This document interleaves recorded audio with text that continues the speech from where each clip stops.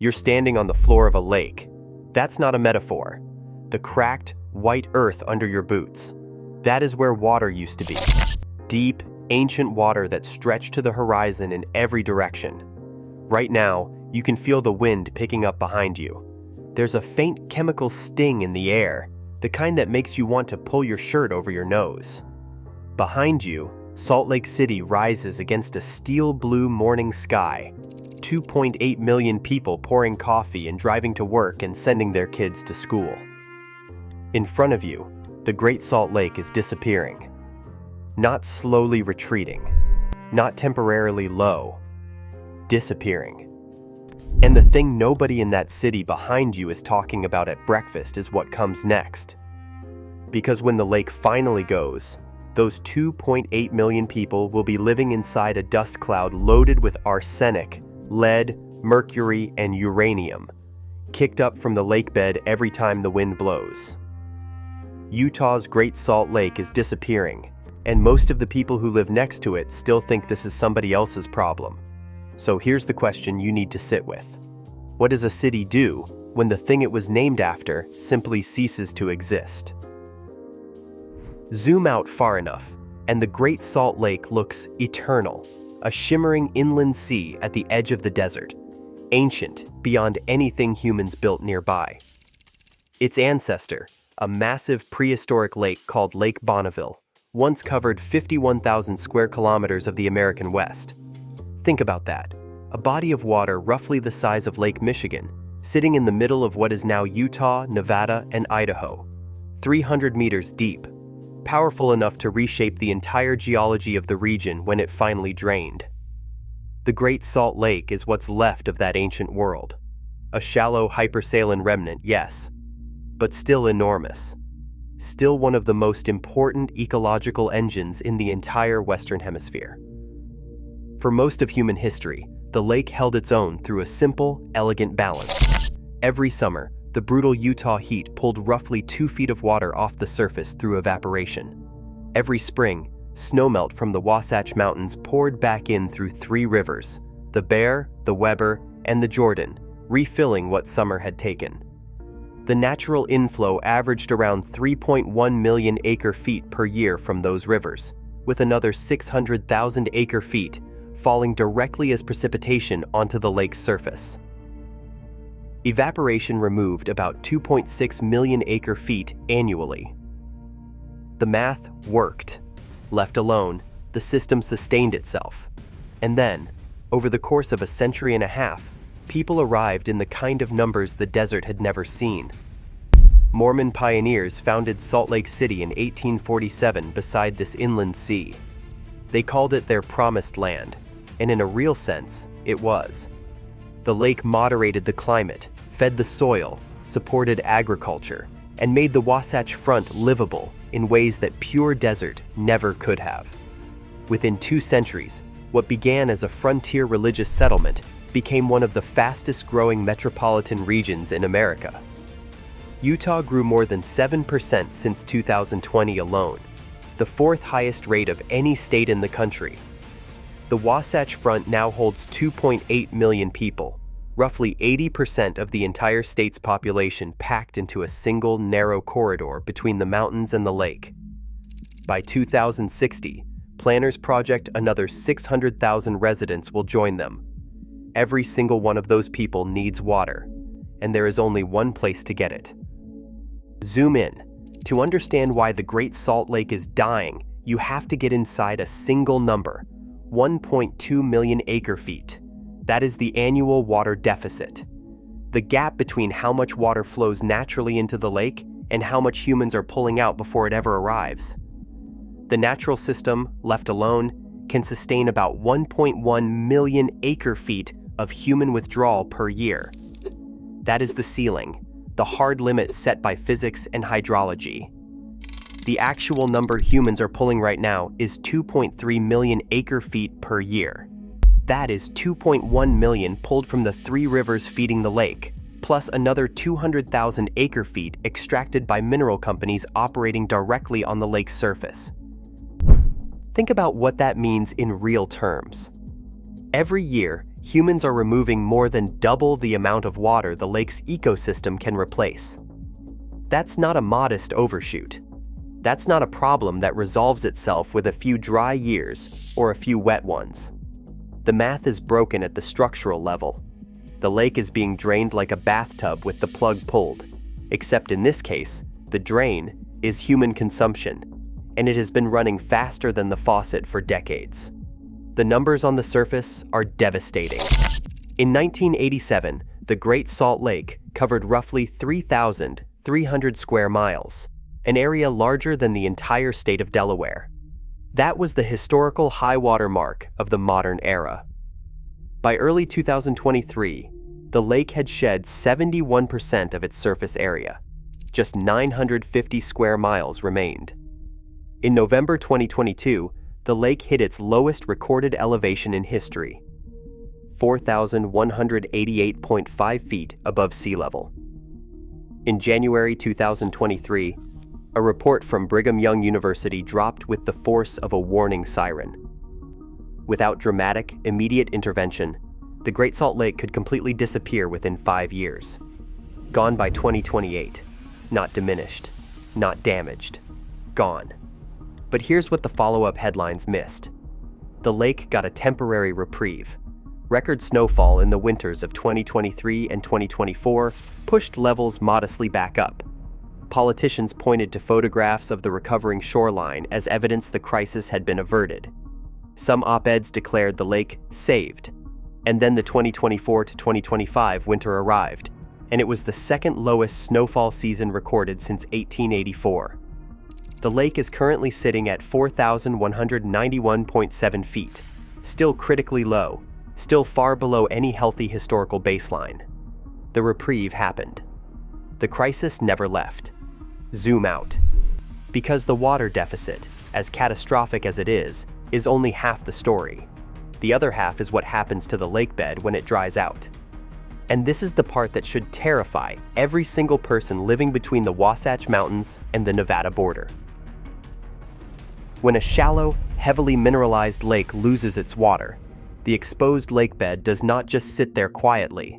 It becomes a dust factory, a toxic one. For most of the lake's history, dust storms in the Salt Lake Valley were essentially non-existent, a natural consequence of having a large body of water anchoring the sediments in place. Now, as the lakebed expands with every inch the lake drops, those storms happen roughly 15 times per year. 15.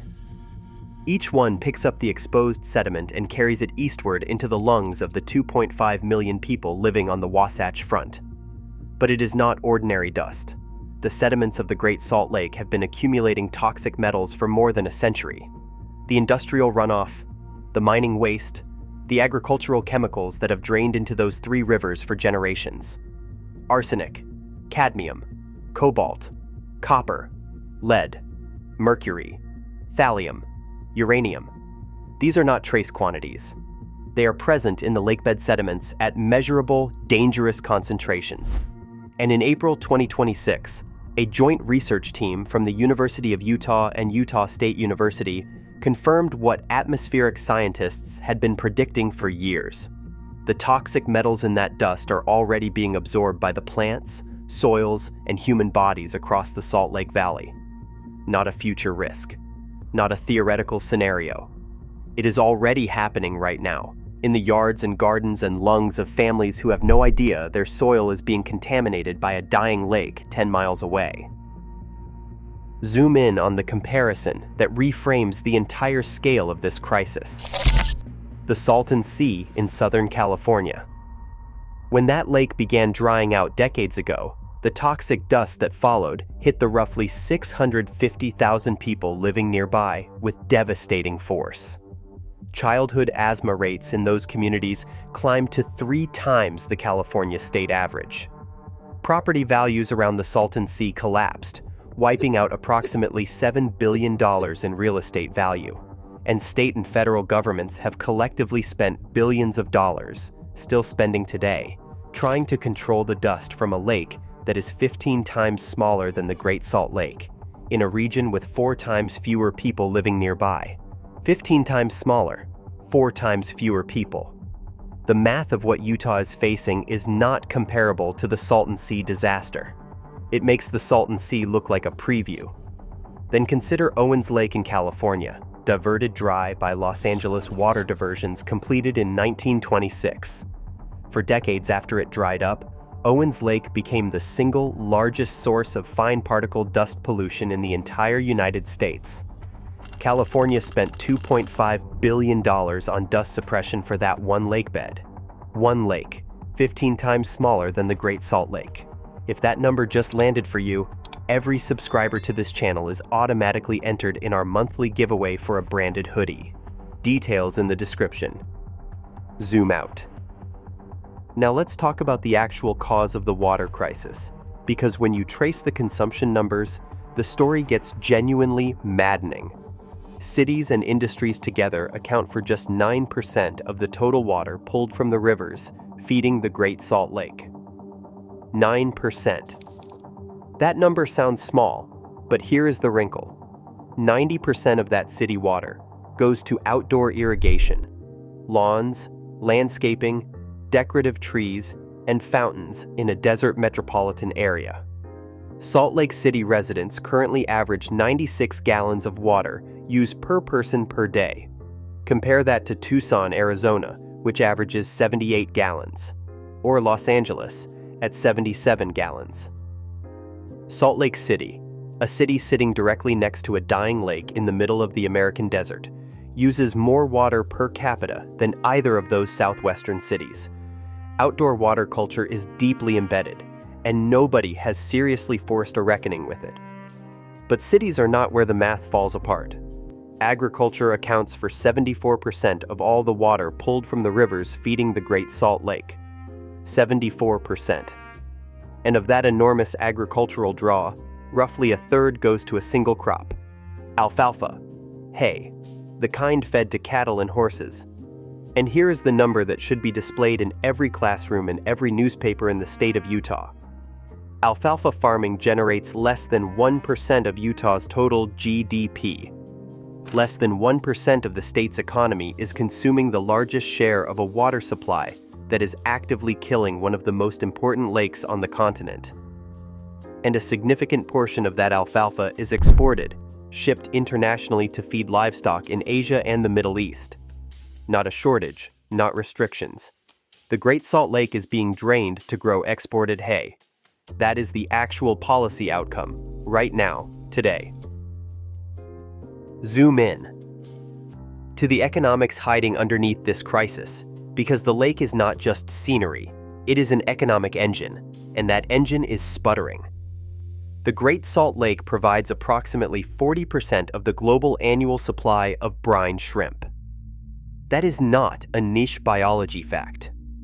Brine shrimp are the primary feed source for the world's aquaculture industry, the fish farms that produce a substantial share of the seafood protein consumed by billions of people worldwide. As the lake shrinks and grows saltier beyond the tolerance of brine shrimp populations, the harvest collapses. In the 2022 to 2023 season, the brine shrimp harvest came in at just 54% of the 10-year average. A $67 million industry is hollowing out, and with it, a critical link in the global food supply that most people on Earth have never heard of and would never think to connect to a lake in Utah. The ski industry runs on lake effect snow. When moist air passes over the open water of the Great Salt Lake, it picks up humidity that gets deposited as snowfall on the Wasatch Mountains above. Scientists have modeled the future without the lake's contribution to winter precipitation. Average snowpack on the Wasatch would drop between 5.1 and 8.4%. In 2022, the year the lake hit its record low, the ski season ran 2 full weeks shorter than historical averages. The ski industry generates $2 billion per year in Utah and supports 26,000 jobs, and Salt Lake City is scheduled to host the 2034 Winter Olympics, an event that requires deep, reliable mountain snowpack as a baseline condition for existence. Mineral extraction from the lake supports more than 5,000 additional jobs. Salt, potash fertilizer, magnesium, all dependent on the lake remaining a lake. The economics of losing the Great Salt Lake are not theoretical. They are already showing up in harvest reports and shortened ski seasons and falling employment numbers in lake-dependent industries. Zoom out, way out, to see the full scale of what the lake's survival means for the living world beyond Utah's borders. 10 million birds use the Great Salt Lake every single year. Not thousands, not hundreds of thousands. 10 million. The lake sits at the center of the Pacific Flyway, the migration corridor that carries bird species from their breeding grounds in Alaska all the way to their wintering grounds along the coast of South America. This flyway is one of the great biological superhighways of the planet, and the Great Salt Lake is its most critical rest stop in the American West. Hundreds of species descend on the lake during their journeys, gorging on brine shrimp to fuel the thousands of miles still ahead of them. Some of those species have no comparable alternative stop anywhere along the flyway. For them, the lake is not a convenience. It is the only reason their migration is biologically possible. Remove the brine shrimp, remove the lake, and you don't just lose a Utah landmark, you fracture a hemisphere-spanning biological network that took millions of years to evolve. The birds fall first, then the aquaculture farms that feed on brine shrimp, then the food systems that depend on those farms. The lake isn't separate from the global ecosystem. The lake is load-bearing infrastructure for it. Zoom in, all the way to the state capitol building in Salt Lake City. Because the scientific case for saving the lake has been made, repeatedly, by credible institutions with overwhelming data. The obstacle is not ignorance. The obstacle is power. Approximately 1/3 of the members of the Utah State Legislature have ties to the real estate industry. That is not a conspiracy theory. It is a documented reality of who runs for office in one of the fastest-growing real estate markets in America. The same legislature that controls water allocation law. The same legislature that must decide whether to restrict agricultural water rights. The same legislature presiding over a Wasatch Front that developers are projecting to absorb 600,000 more residents in the next 3 decades. Every new resident is a potential buyer. Every acre of developed land is a transaction. The incentives are not aligned with protecting the lake. They are aligned with growing the tax base and the property market in a region that is quietly running out of the foundational resource that makes any of it possible. Meanwhile, the agricultural water rights are legally shielded under prior appropriation doctrine, a 19th century water law framework designed for a West that no longer exists. First in time, first in right. Whoever had the claim first keeps it, regardless of what has changed in the intervening century and a half. Modifying those rights requires legislative action, compensation, and the kind of sustained political will that has not materialized in any serious form. To stabilize the Great Salt Lake, scientists say humans would need to reduce total water consumption by more than half. More than half. That means going directly at agricultural withdrawals. That means confronting the alfalfa industry, the water rights holders, the irrigation districts that have operated under the same rules since the territorial era. It means fallowing fields, paying farmers to shift crops, building water recycling infrastructure at scale, mandating outdoor irrigation restrictions in a culture that has never faced them. And it means doing all of that before the lake drops below the point of no return, a threshold nobody can precisely identify until after it has been crossed. Here is where the story stands today, not resolved, not heading toward a clean ending, and nowhere near over. The Great Salt Lake is still there.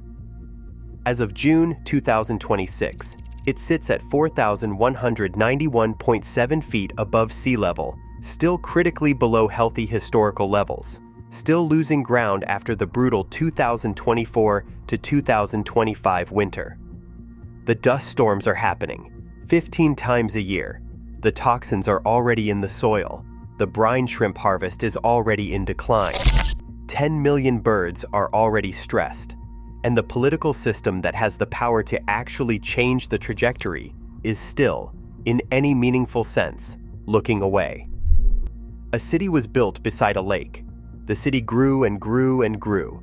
And now the city faces a question that none of its leaders want to answer in public. The way life is currently organized on the Wasatch Front is not compatible with the continued existence of the Great Salt Lake. One of them has to give. The water math is not a negotiating position. It is a physical fact. Every other dried-up lake in American history came with warnings. Owens Lake, the Salton Sea. In both cases, the warnings arrived. In both cases, the response came too late and too small, and the suffering was real and lasting for the communities left breathing the dust. Both of those lakes were small compared to this one. Neither of those cities was named after the water it was about to lose. Salt Lake City exists because pioneers looked at an inland sea in the middle of the desert and chose to call it home. If the lake disappears, the city doesn't collapse overnight. The lights stay on. The coffee still gets made. But the dust will come. It will carry arsenic and lead and mercury into backyards and schoolyards and lungs.